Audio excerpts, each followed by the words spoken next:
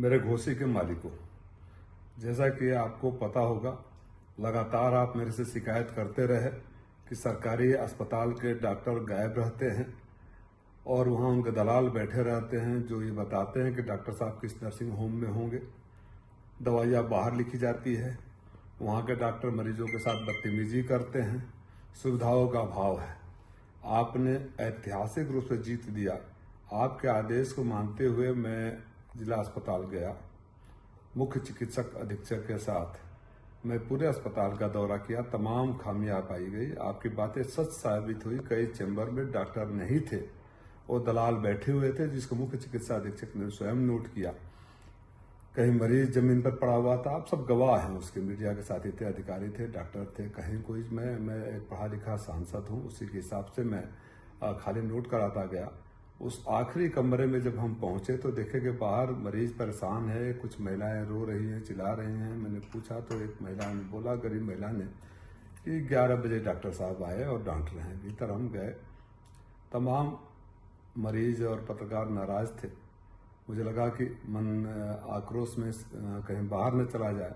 मैं सबको मना किया। मैं बोला मैं बात कर रहा हूँ, मैं डॉक्टर से सिर्फ इतना ही कहना चाहता था कि हम पढ़े लिखे लोग हैं, मारपीट नहीं करते हैं। किसी ने कहा कि 11 बजे आते हैं, 12:30 बजे चले जाते हैं, फिर घर पे बुलाते हैं। किसी ने कहा कि बदतमीजी करते हैं, किसी ने कहा कि हेलमेट चला कर मारते हैं, किसी ने कहा कूटते हैं। तो मुझे लगा कि माहौल खराब हो रहा है।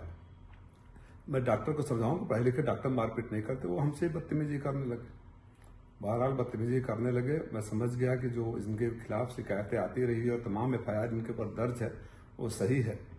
मैं चला आया। मुख्य चिकित्सक अधीक्षक महोदय, आप सबको पता है कि उन्होंने खुद इतने पीड़ा में थे, उनके व्यवहार से लगातार मना कर रहे थे कि बयान जारी करके कहा कि इस डॉक्टर की लगातार शिकायतें आ रही हैं और शासन से गुहार लगाई कि इसके खिलाफ कार्रवाई करो। नोटिस जारी किया, लेकिन जो संरक्षण देते हैं ऐसे लुटेरों को, उनको ये बर्दाश्त नहीं हुआ कि कोई आपकी आवाज पर जाकर वहां निरीक्षण करे और सुधारने का प्रयास करे, क्योंकि उनके पेट पर कहने लाग पड़ती। उनके सह पर डॉक्टर के जवाब को, जो शो का नोटिस मिला था, जवाब को ही पुलिस की कॉपी निकालकर मुकदमा मेरे पर दर्ज कर देती है। ये अद्भुत घटना आपके मऊ में, ये कारनामा मऊ में ही हो सकता है कि जिसके सबसे बड़े डॉक्टर अधिकारी ने, जिसके खिलाफ, जिस डॉक्टर के खिलाफ अनुशंसा करी हो, कठोर कार्रवाई की शासन से गुहार लगा रहा हो, पत्र लिख रहा हो, उस डॉक्टर को बचाने के लिए उस सांसद पर ही केस करा दिया गया जो आपके सवाल पर वहां गए थे। मैं सिर्फ आपसे ये कहना चाहता हूं कि आपने जो सबसे बड़ा ऐतिहासिक आशीर्वाद दिया, वो मेरे लिए सबसे बड़ा हौसला है। बेदाग हूं। ये चाहे कितना कर ले, न मैं आपको लूटने दूंगा न दबने दूंगा। जो हमारे गरीब मरीजों को लूटेगा उनकी डॉक्टरी नहीं चलेगी, चाहे कितने भी मुकदमे करा लो। जो दवाई बाहर से लिखने के लिए बोलेगा, जो डॉक्टर घर पे बुला कर इलाज करेगा, जो मरीजों से बदतमीजी करेगा, उसके खिलाफ हम घेराव करेंगे, कार्रवाई करेंगे और सदन तक आवाज उठाऊंगा।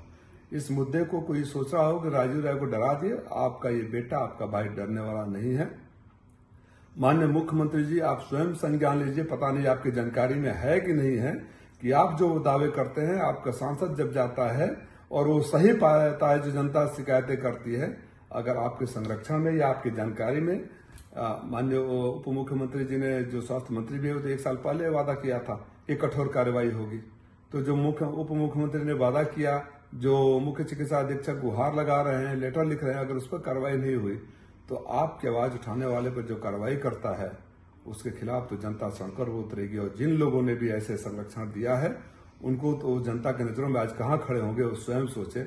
मऊ की एक और बड़ी खासियत रही है, मऊ में हम लोग किसी भी पार्टी के हो, राजनीतिक मुद्दे पर विरोध करते हैं, राजनीतिक बातें करते हैं, कभी व्यक्तिगत रूप से एक दूसरे के खिलाफ इतना निचले स्तर पे नहीं जाते हैं। जो चंद सालों में मऊ का माहौल बदला है, मैं इसको लेकर भी दुखी हूं और सौभाग्यशाली है मऊ के अभी भी बहुत सारे नेता अपनी परंपरा को कायम रखे हुए हैं। मैं उम्मीद करूंगा कि उस परंपरा को बनी रहे, क्योंकि ये ऐसे अधिकारी डॉक्टर किसी के नहीं होते हैं। जो आज खुश हो रहे होंगे कि राजीव राय के साथ बदतमीजी किया, उनको याद रखना चाहिए कि इस डॉक्टर ने सैकड़ों मरीजों के साथ बदतमीजी किया है, कई आपराधिक केस है, भारतीय जनता पार्टी के नेताओं के साथ बदतमीजी किया है, और तो पत्रकारों को हेलमेट चला के मारा है, मोबाइल छीन लिया है।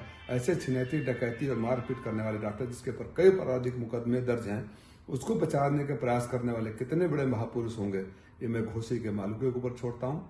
हौसला रखिए, मैं आपके साथ हूँ। आज जहां भी आपका अपमान होगा, शोषण होगा, दबाया जाएगा, लूटा जाएगा, सांसद नहीं भाई और बेटा बनकर खड़ा रहूंगा। जय समाजवाद।